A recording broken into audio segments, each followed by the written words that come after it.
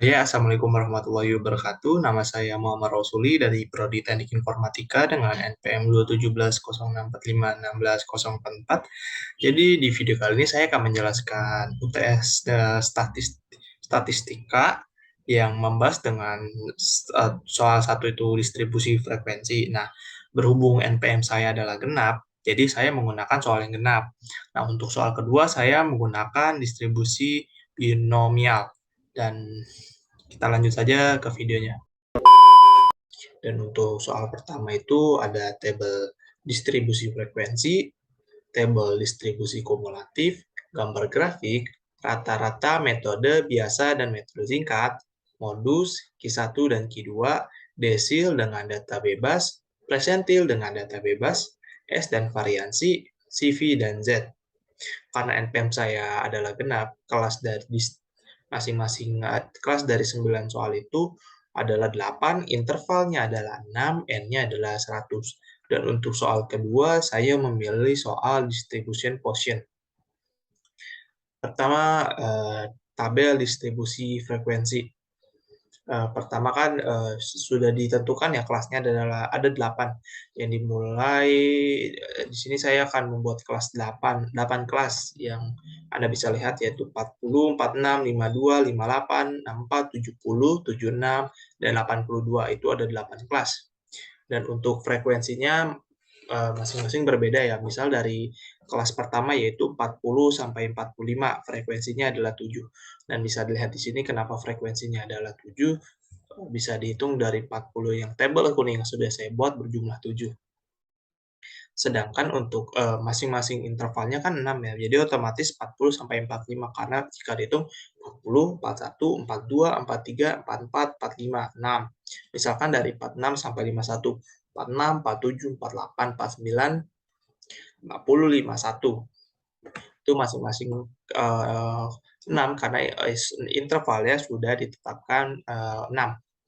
Dan untuk frekuensi kelas 1 yaitu 7, frekuensi kelas 2 adalah 9, frekuensi kelas 3 adalah 13, frekuensi kelas 4 adalah 15, frekuensi kelas 4 adalah 23, frekuensi dari kelas 5 adalah 14, frekuensi dari kelas 7, frekuensi kelas 1 7, frekuensi kelas 1 7, kelas 2 9, kelas 3 13, kelas 4 15, kelas 5 23, kelas 6 14, kelas 7 11, kelas 8 8. Dan untuk titik tengah itu rumusnya seperti ini. Rumus dari titik tengah adalah TB ditambah dengan TA dibagi 2. TB ini adalah tepi bawah atau titik bawah ditambah dengan titik atas. Nah, untuk membedakan titik bawah dengan titik atas, bisa dilihat di sini untuk kelas pertama, misalkan 40, 45. Untuk yang berwarna kuning adalah titik bawah, dan yang berwarna biru adalah titik atas. Jadi untuk mencari nilai tengahnya, nilai tengah kelas adalah TB ditambah dengan TA dibagi 2. Jadi misalkan pada kelas pertama nih, 40 ditambah 45 dibagi 2, hasilnya adalah 42,5. Dan seterusnya sampai ke kelas 8. Dan untuk titik kelas atas itu rumusnya adalah TA ditambah 0,5. Bisa diingat kembali TA adalah titik atas. Nah, misalkan untuk titik atas kelas 2 nih, kan 51 ya. Berarti kan 51 ditambah dengan 0,5. Hasilnya adalah 51,5. Bisa lagi 69 ditambah dengan 0,5. Hasilnya adalah 69,5. Dan itu akan terus-menerus ditambahkan 0,5 untuk titik atas kelasnya sampai ke kelas ke-8. Dan untuk titik kelas bawah sama halnya seperti titik kelas atas ya, bedanya ini eh, dikurang. Jadi misalkan nih di kelas kedua titik bawahnya tuh 46 kan. Nah, 46 dikurang 0,5 hasilnya 45,5. Misalkan 70 dikurang 0,5 hasilnya 69,5 gitu. Dan terakhir adalah frekuensi relatif. Rumusnya adalah F dibagi dengan N dikali dengan 100%. F ini kan frekuensi ya. Nah, misalkan frekuensi kelas 1 adalah 7. Nah, 7 dibagi dengan N. N-nya kan sudah ditetapkan di soal, N jumlahnya adalah 100. Berarti kan 7 dibagi 100 dikali dengan 100%. Hasilnya adalah 7%. Nah, itu sama saja halnya sampai ke kelas 8. Untuk selanjutnya yang kita akan bahas adalah tabel distribusi kumulatif. Nah, untuk tabel distribusi kumulatif ini terbagi menjadi dua. Ada yang kurang dari, ada yang lebih dari. Nah, untuk kelas yang kurang dari dimulai dari 39,5 dengan frekuensi kumulatif adalah 0 dan diakhiri dengan 87,5. Dan dapat Anda lihat pada kurang dari 45,5, kenapa itu ada 7?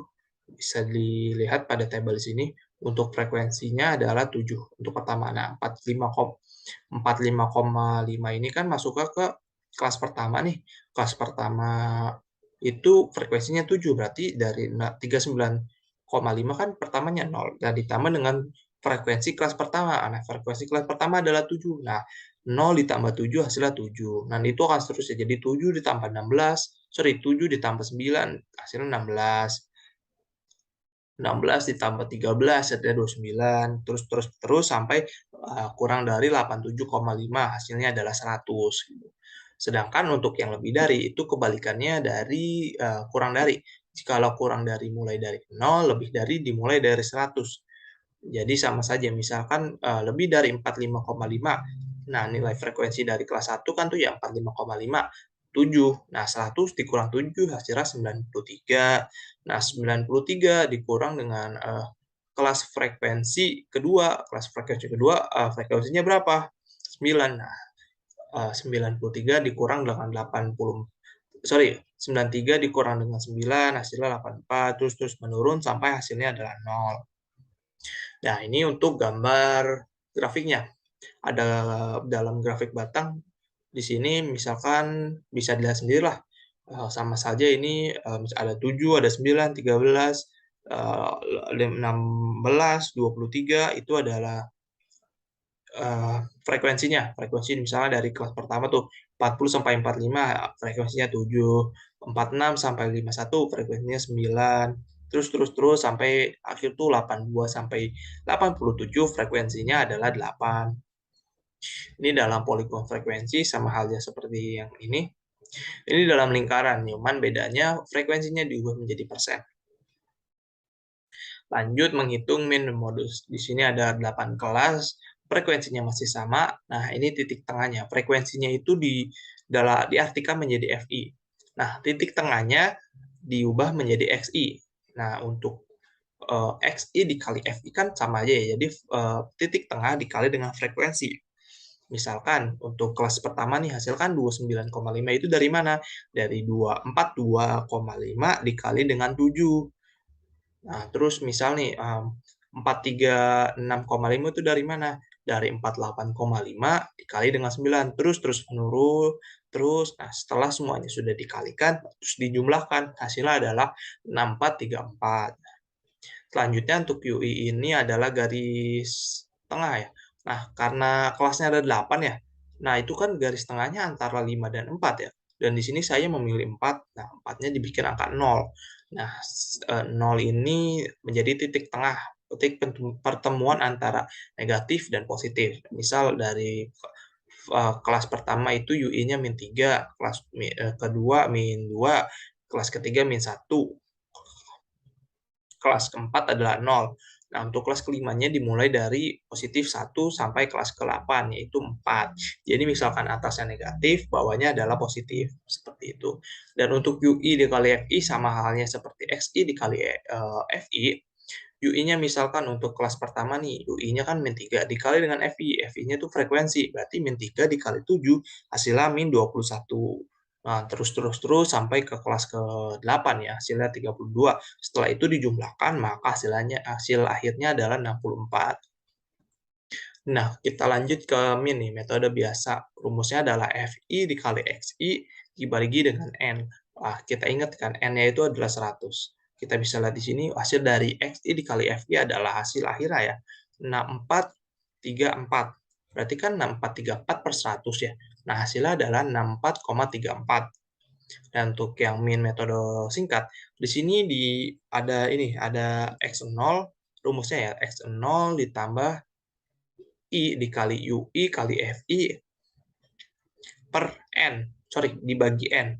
Jadi UI FI-nya kan setelah dijumlahkan hasil akhir adalah 64 ya.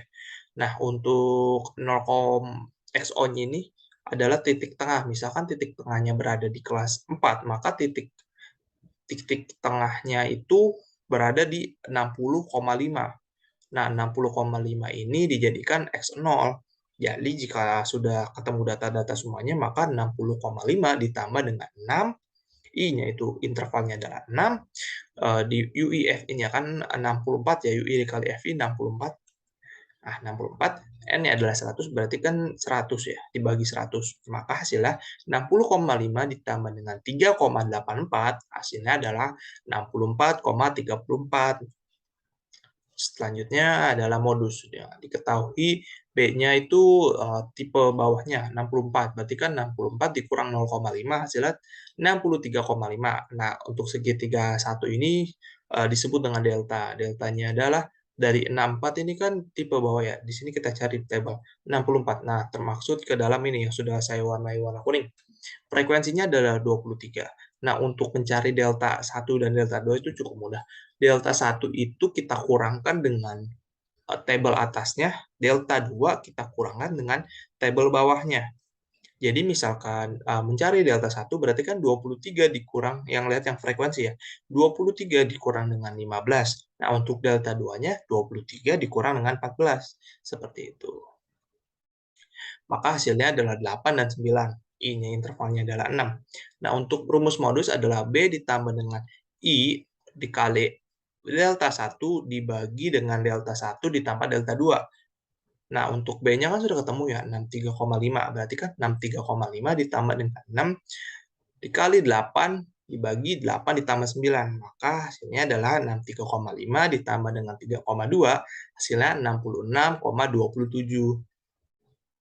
Untuk ini adalah table untuk median kuartil, desil, persentil. Kelasnya ada 8, datanya sama. Nah, di sini ada FI, ada frekuensi, ada F0, ada urutan. Nah, frekuensi sama halnya seperti yang di atas. Nah, F0 ini pertambahan frekuensi. Misal, dari frekuensi 7 ditambah dengan 9 adalah 16. 16 ditambah 13, 29. 29 ditambah 15 adalah 44. 44 ditambah 23 adalah 67, dan seterusnya. Sedangkan untuk urutan adalah, jika frekuensinya adalah 7, otomatis kan 1 sampai 7 ya. Nah, 1 sampai 7 untuk kelas pertama, dan untuk kelas kedua dilihat dari ini ya, untuk urutannya dilihat dari F0 ini.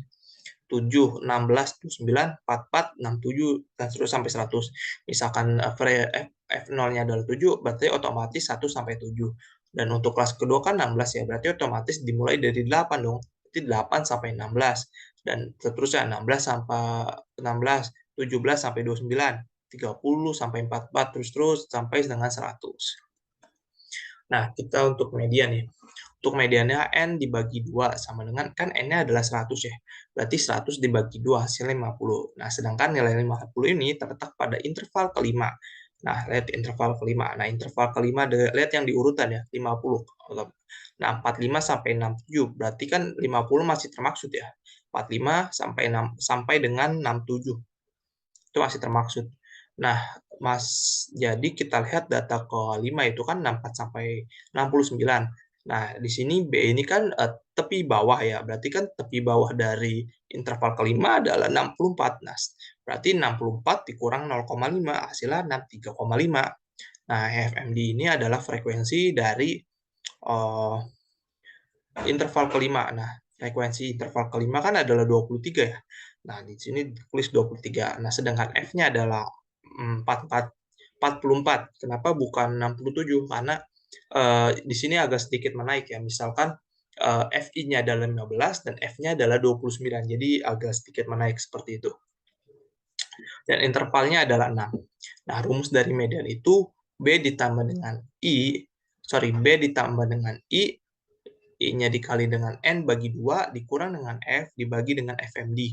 Nah, jika data yang disami sudah tepat, maka menjadi 63,5 ditambah dengan 6 dikali 50 dikurang 44 dibagi dengan 23. Nah, setelah dihitung berarti 63,5 ditambah dengan 6 kali 6 dibagi 23.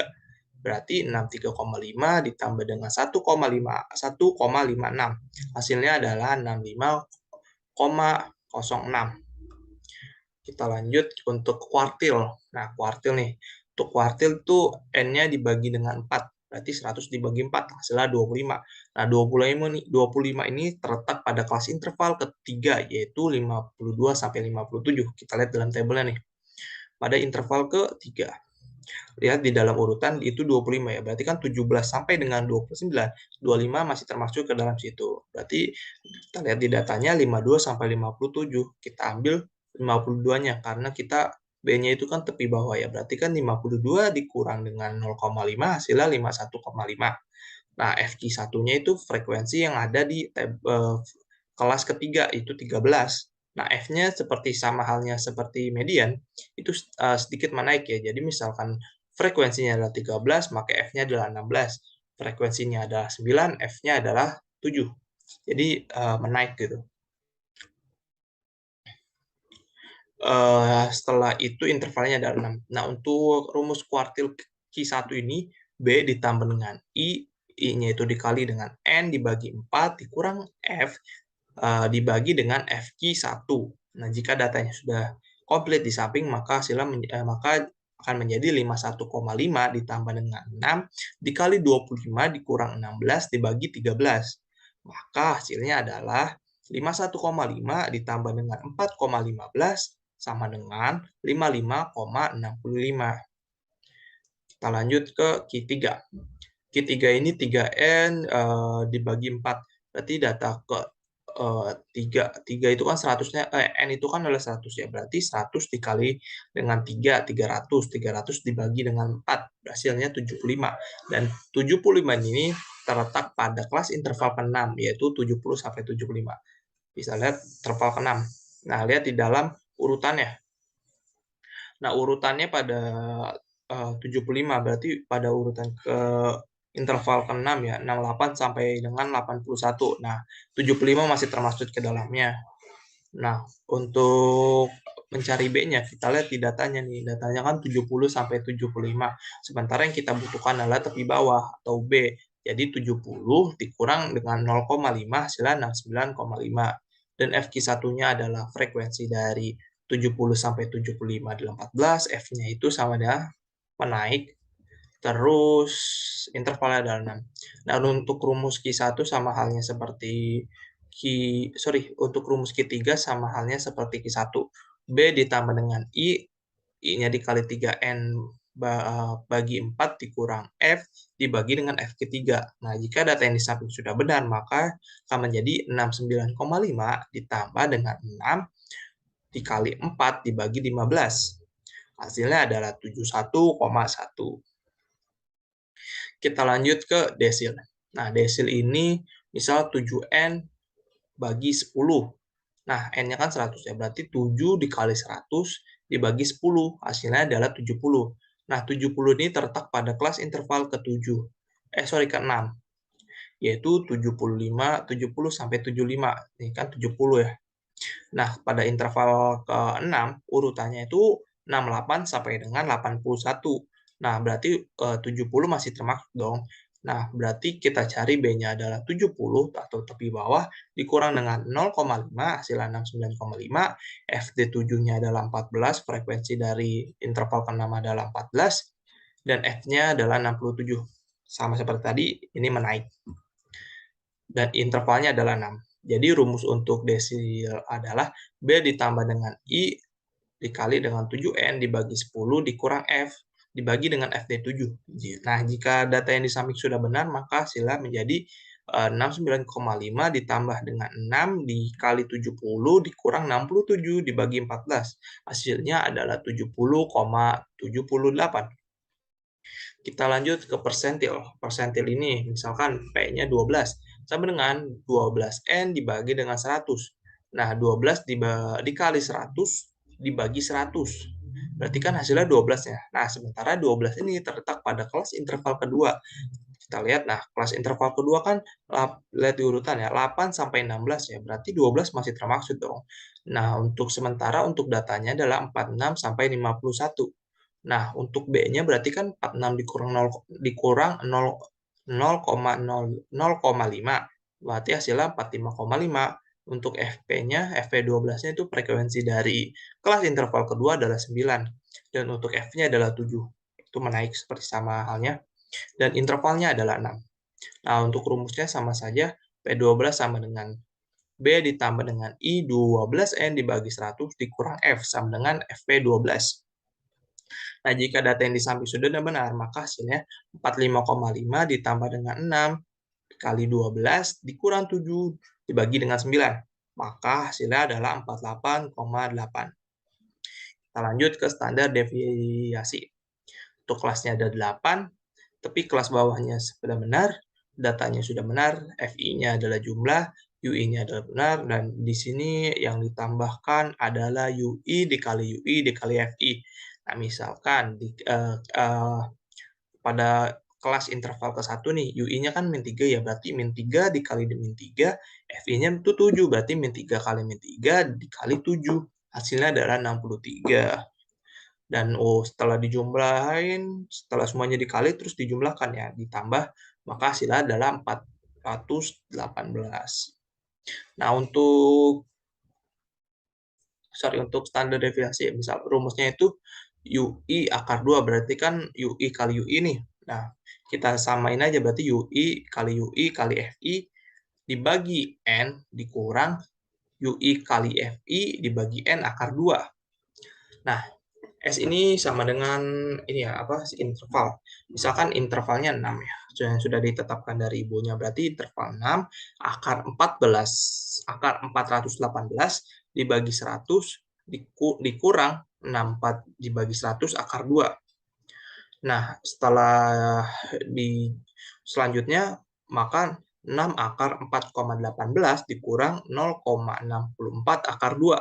Nah, 0,64 akar 2 dijumlahkan lagi menjadi 0,4096. Nah, setelah itu dikurang dengan 4,18, maka 6 akar 3,7704. Nah, 6 akar 3,7704 disederhanakan lagi, berarti jadi 1,94117. Nah, setelah itu dikali dengan 6, hasilnya adalah 11,6502. Biar lebih sederhana lagi, dua angka hanya memakai dua angka di belakang koma, berarti kan 11,65. Lanjut, yang terakhir adalah variasi dan koevarian. Untuk variasi sama dengan dalam kurung S2, ini kan berarti untuk variasi kan sudah ketemu ya, hasilnya 11,6502. Nah 11,6502 akar 2 hasilnya 11,65. Nah, untuk CV sama dengan S dibagi dengan X bar. Nah, X bar ini median atau nilai rata-rata. Nah, dikali dengan 100%. Nah, S-nya kan udah ketemu ya. S-nya kan 11,65. Sedangkan min-nya atau nilai rata-ratanya sudah dibahas yang di awal tadi, hasilnya 64,34 dikali dengan 100%, maka hasilnya adalah 18,10%. Sedangkan untuk standar source-nya adalah Z, rumusnya adalah Z sama dengan XI dikurang X bar dibagi dengan S. Nah, untuk XI ini random ya. Jadi misalkan XI-nya itu lebih besar dari X bar, maka hasilnya adalah positif. Nah, karena saya memilih XI-nya adalah 70, sedangkan X bar-nya adalah 64,34, maka hasilnya akan positif. Nah, misalkan 70 dikurang dengan 64,34 dibagi 11,65, maka hasilnya adalah 0,485. Ya, jadi di sini untuk soal kedua adalah distribusi binomial. Yang pertama soalnya dalam suatu produksi sepatu, 10% diantaranya tidak sempurna. Diambil 5 sepatu secara acak, tentukan peluang yang diambil. Nah, yang pertama ada 2 sepatu dengan kondisi bagus, yang kedua adalah 1 sepatu rusak. Nah, di sini saya akan menggunakan rumus dari distribusi binomial, yaitu fx sama dengan px sama dengan x sama dengan b, atau binomial x n p sama dengan n kombinasi dengan x dikali dengan p pangkat x dikali dengan q pangkat n dikurang x. Untuk selanjutnya saya akan membahas yang satu dulu nih, yang dua sepatu bagus kondisinya.